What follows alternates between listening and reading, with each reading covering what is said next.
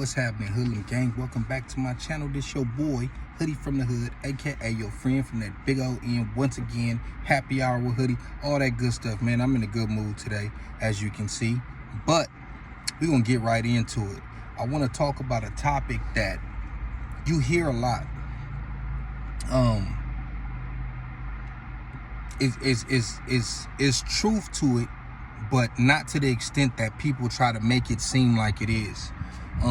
And that is blacks losing their hoods in Southern California. I would say California in general, but really Southern California. And it's not what you think. Obviously, there's no secret that in a lot of these cities, mainly San Diego, LA,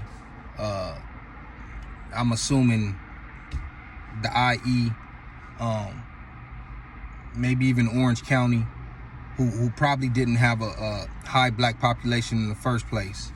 No disrespect, but blacks have been migrating out of these areas probably since the early 90s. I think it more so picked up in the late 90s and in the 2000s and all that, but because of the high crime rate and black on black crime, blacks have been fleeing the inner city to get away from one another. Not no one else. That's just the reality of it. People have probably gotten better job opportunities. Like I said, people want to get away from other black people, and then they flee somewhere and end up seeing those same people. Maybe the living conditions were better as far as rent. Maybe schools were better. Whatever the case was, people have been fleeing. Like in my case, Southeast San Diego or East San Diego, or whatever the case, where it was more of a black population at a point in time. The Hispanics have always been there, but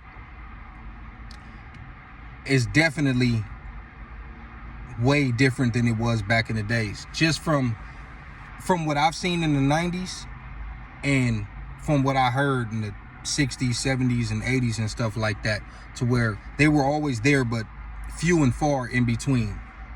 Their hoods was always there. They were always active. But the majority of these hoods used to be black. South Central, Compton, Watts, same thing. Like I said, when California was in its heyday, as far as gang violence and high crime rates, that's when these areas were majority black. When I grew up in the 90s, although a kid going to elementary, you still saw a lot of black people. Now this is around 94, 95, 96, somewhere around there, mid 90s. It was still, it was Hispanics, don't get it twisted, but it was a lot of black people still around. Like, you could still go to a lot of people's houses in the area. And that's because, of course, people was renting, but it was still a lot of homeowners at that time. So over time, people lose their house for whatever reason. And the Hispanics have bought those houses and they rent to their people. Can't fault them for that. But it's a demographic shift that's been happening for the past 25 years. People's family members moving and it getting passed down to the kids or the grandkids, and them just not caring about the property as much as they should, and they sell it and they move somewhere else, and then they just come back to the hood to visit, which is a good thing and a bad thing, and I'll get to that. But at the end of the day, we all gonna lose our hoods to gentrification.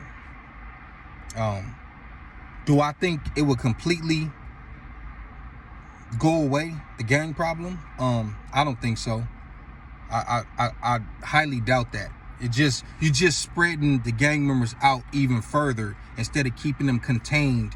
Now you got them in all different areas. I think I seen a video with Neil Desai yesterday, and he was talking about how everybody has moved out to Palmdale and Lancaster, and people from everywhere, all over the LA County area, and that's happened in San Diego when people move east towards whether it be El Cajon or Santee or whatever the case, areas that used to been, they're historically known for being white areas. Santee was once referred to as Clan T. And I'm not saying that it's not still a huge white population. What I'm saying is it's starting to be more black people out there. The rent is a little cheaper and you ducked off.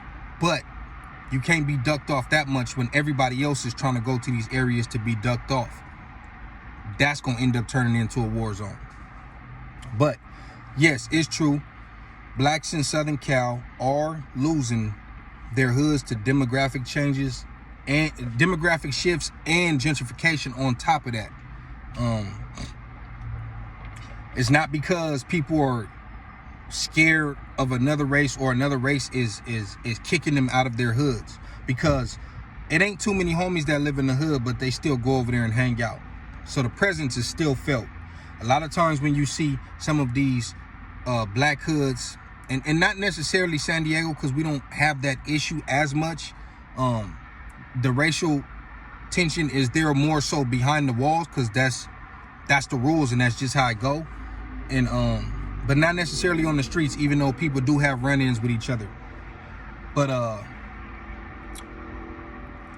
lot of times people think like, oh, this hood got into it with that hood and this hood ran them out of that hood. And it's like, bro, nobody lived over there anyways to begin with. So it's easy when you drive in a certain area and a lot of the blacks have already moved and a lot of the Hispanics still live there.